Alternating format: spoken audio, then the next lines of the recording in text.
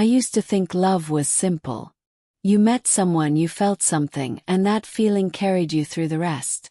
But over time, I realized that love isn't just about holding hands or whispering sweet words in the dark. It's deeper than that. It's learning how the other person feels loved, even if it doesn't match how you feel loved. Some people need words, spoken affirmations that they matter, that they're cherished. Others thrive on physical touch, a gentle hand on their arm, a warm embrace when they're struggling. And then there are those who give gifts, not because they want something in return, but because each carefully chosen present is their way of saying, "You mean something to me." Some people serve others with acts of service, quietly doing things to make life easier for the one they love. And some simply need presence, someone to sit beside them without distractions, to listen deeply and truly understand. I learned this the hard way. There was a time when I thought my partner didn't care enough. They never said, "I love you," as often as I needed. And sometimes when I was hurting, they didn't offer comfort the way I wanted. I assumed that meant something was wrong, that maybe we weren't right for each other. But I was speaking one language while they were speaking another. And until I figured that out, we kept missing each other in ways that hurt. So I started paying attention. I watched how they showed up, how they tried in their own way. And slowly I began to understand. Love wasn't about getting what I wanted, it was about learning to hear theirs. At first, I couldn't understand why my partner never said, "I love you," the way I did. When I told them, my voice always carried warmth, like wrapping them in something soft. But they would nod, smile gently, and say something else, never quite matching the words I longed to hear. At night, when I curled close, hoping for reassurance, they'd turn away, lost in their own thoughts. I took it personally. Wasn't I enough? Didn't they feel the same? I remember one evening when I was having a particularly rough day. My confidence had been shaken, doubts creeping in like fog. All I wanted was for them to hold me and tell me I mattered. Instead, they sat at the kitchen table, flipping through a book, seemingly unaware of the storm inside me. Frustrated, I snapped, "Do you even care?" Their eyes widened, confused. "Of course," they said. "Why wouldn't I?" But that wasn't enough. I needed more, needed them to say it, to prove it in the way I understood best. They hesitated, then stood, disappearing into the kitchen. Moments later, they returned with a cup of tea, the exact kind I liked, brewed perfectly.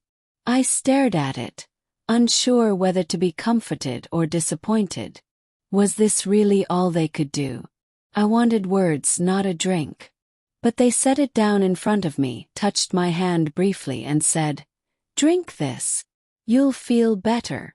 Then they walked away. That night I lay awake, replaying the moment. It wasn't what I expected, but somehow it stayed with me. They hadn't said the words I needed, yet they had shown me something else entirely. Maybe love wasn't always loud. Maybe it could be quiet, steady, unspoken, but still real. It took me a while to notice the little things they did, the ways they showed up without fanfare, without expecting anything in return. One morning, I woke up to find my coffee already brewed, exactly the way I liked it. 2 sugars, a splash of milk, steaming just enough to be perfect. I hadn't asked for it. In fact, I barely remembered mentioning my preference offhand weeks ago. But there it was, waiting for me on the counter like a silent promise that they had been listening all along. Another time, I came home exhausted after a long day, my mind tangled in stress. I expected silence, maybe an absent-minded greeting, but instead I found my shoes neatly lined by the door, my jacket hanging where it belonged, and a small note tucked under my phone charger. "Hope your day gets better." No grand gesture, no dramatic declaration. Just a tiny act of care that made me feel seen in a way words never could. There was also the way they handled things before I even realized they needed handling. If I mentioned being overwhelmed with work, suddenly my schedule looked lighter, not because they had erased my responsibilities, but because they had taken on tasks I didn't even know they noticed. They washed the dishes without being asked, folded laundry without prompting, and fixed the squeaky drawer I had been meaning to address for months. Each action was subtle, almost invisible, but together they formed a pattern, a quiet kind of devotion that spoke volumes. I started to wonder if I had been looking for love in all the wrong places. Maybe I had been so focused on hearing the words I needed that I missed the ones they were giving me in every small, thoughtful thing they did. They weren't withholding affection. They were expressing it differently. And maybe, just maybe, I needed to learn how to hear them. It wasn't just their actions that spoke to me. It was also the way they reached for me, even when they didn't say much. I had always associated touch with intimacy, with closeness, with the kind of reassurance that came from being held tightly. But my partner didn't always offer grand gestures of affection. They didn't wrap me in hugs or kiss me goodbye at the door. Instead, their touch was quieter, subtler. An accidental brush of fingers, a hand resting lightly on my back as we walked, a thumb tracing slow circles on my wrist when we sat side by side. At first, I mistook their restraint for distance. I thought maybe they didn't crave physical connection the way I did, that perhaps they weren't as invested. But the more I paid attention, the more I saw the truth. They weren't withholding, they were offering in their own way. They didn't need to smother me in affection to show they cared. Their touch was measured, intentional, meant to reassure rather than overwhelm. One night, after a particularly difficult conversation, I sat on the edge of the bed, drained and uncertain. I wanted comfort, but I didn't reach for them. I wasn't sure if they would understand what I needed. But then, without a word, they sat beside me, close enough that our shoulders brushed. A moment later, their hand found mine, fingers lacing gently between mine. That was all. No words, no grand declarations, just the weight of their presence and the warmth of their touch anchoring me in place. And somehow that was enough. I realized then that love didn't have to be loud to be real. It could be a quiet, grounding force, a hand held in the dark, a reminder that someone was there even when they didn't say it outright. In the beginning, I thought listening was just about hearing. I believed that if my partner truly cared, they would pay attention when I spoke, nod in understanding, and respond in ways that affirmed what I was feeling. But I was wrong. Listening, real listening, is more than just waiting for your turn to talk. It's about presence, about leaning in not just with your ears, but with your entire self. And my partner, in their quiet, understated way, was doing just that. They didn't interrupt me when I rambled, nor did they rush to fix things before I had finished explaining.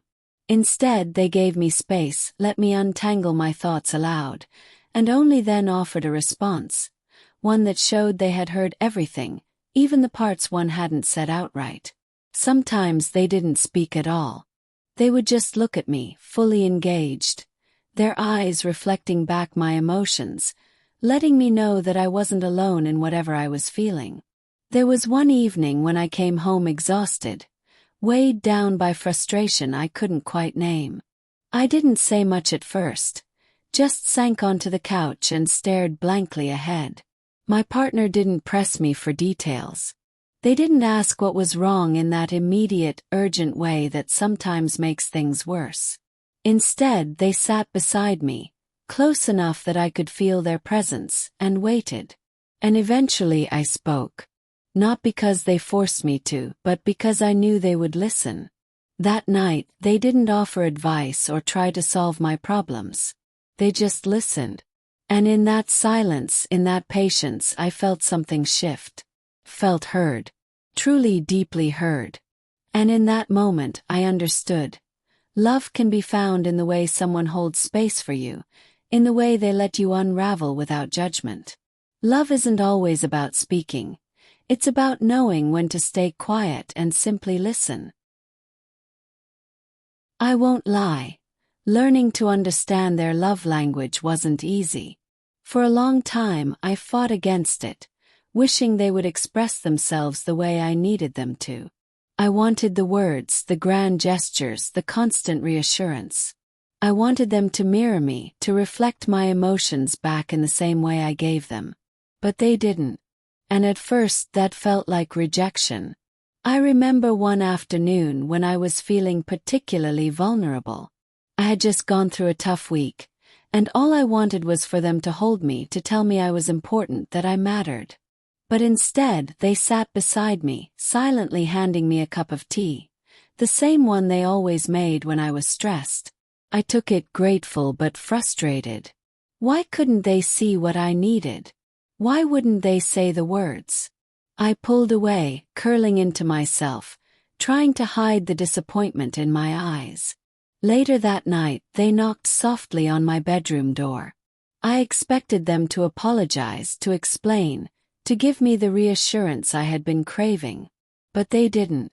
Instead, they sat on the edge of the bed, reached for my hand and simply said, "Tell me what you need." And in that moment something shifted. They weren't ignoring me. They were waiting for me to teach them. They were asking me to guide them toward what would truly make me feel loved. So I did. I told them about the words I needed to hear, the moments when silence felt like abandonment, the way certain gestures reminded me I wasn't alone. And instead of dismissing it, they listened. They asked questions. They tried. Slowly, they began to speak my language. Not perfectly, not all at once, but with effort, with intention. And in return, I tried harder to hear theirs.